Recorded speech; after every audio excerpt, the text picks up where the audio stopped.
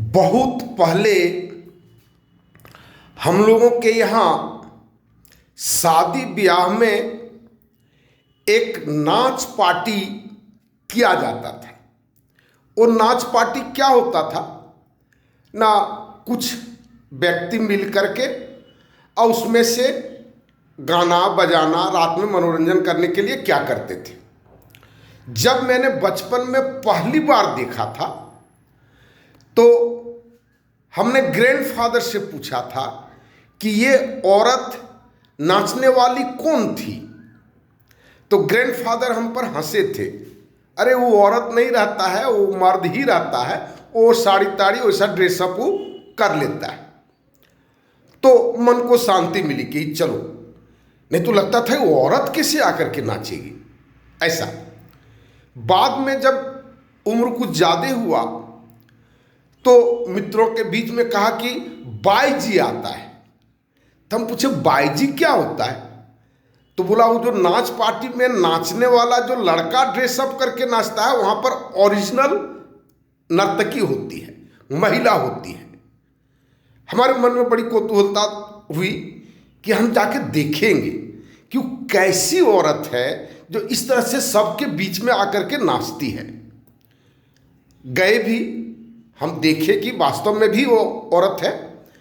तो हमको मन में लगा कि यह भी किसी की माँ या किसी की बहन होगी, जैसे हमारी माँ या हमारी बहन है। यह हमारी बड़ी विडंबना रही है कि कोई भी सिचुएशन जब पैदा होता है तो उसमें हम अपने आप को ला करके चिंतन करते हैं। तो हमको लगा कैसी मजबूरी रही होगी जो ये नाचती है। हम बहुत ही चिंतित हुए थे, बहुत ही मैंने किसी भी तरह से इसको हम आत्मसात कर नहीं पाए। देखे जरूर, वहाँ पिताजी भी बैठे थे, दादाजी बैठे थे, जितने रिलेशन का सभी आदमी बैठे थे, सभी बच्चे बैठे थे। अब सबके मन में क्या गुजर रहा था नहीं गुजर रहा था, लेकिन हमारे मन में वैसा गुजर रहा था कि इतने लोगों के बीच में इस तरह से कैसे देखा जा सकता है। फिर भी आत्मग्लानि से बैठ करके देखने के बाद एक और हम लोगों के यहाँ संस्कृति थी। ये भाव शायद इसलिए आया कि एगो भीतर का आंगन होता था, एगो बाहर का आंगन होता था। वो भीतर के आंगन में केवल महिलाएं होती थी, वो पुरुष उसमें नहीं जाते थे।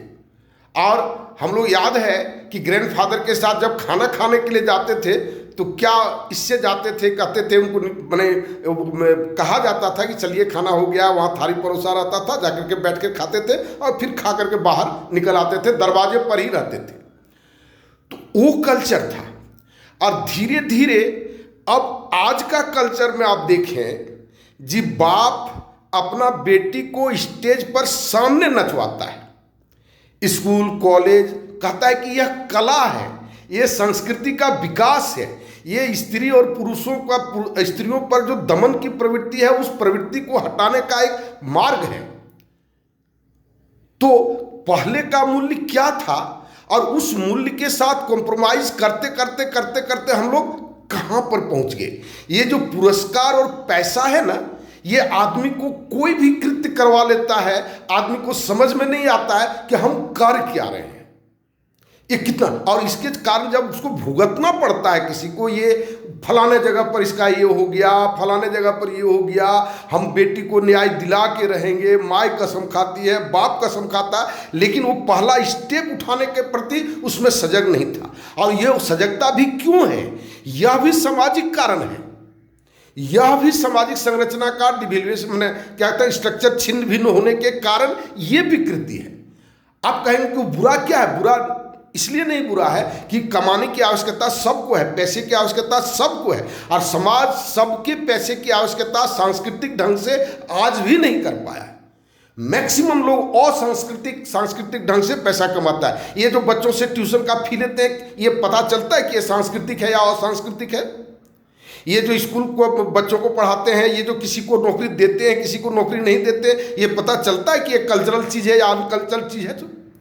तो इस तरह से बहुत सारी घटनाओं को, एक दिन और भी हम कहे थे, राजा राम मोहन राय के पहले सती प्रथा को लोग अच्छा चीज मानते थे, स्वर्ग जाने का मार्ग मानते थे, अपने सनातन धर्म का गौरव मानते थे।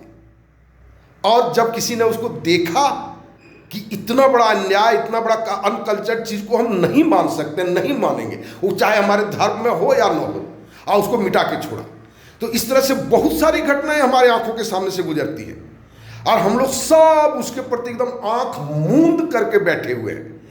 आए आप आंख खोलें मेरे साथ और माई न्यूज़ सोशल सिस्टम को आप देखें। इसको प्रारंभ करने में जितना जल्दी मदद कर सकते हैं आप करें, ये हमारा रिक्वेस्ट है। धन्यवाद।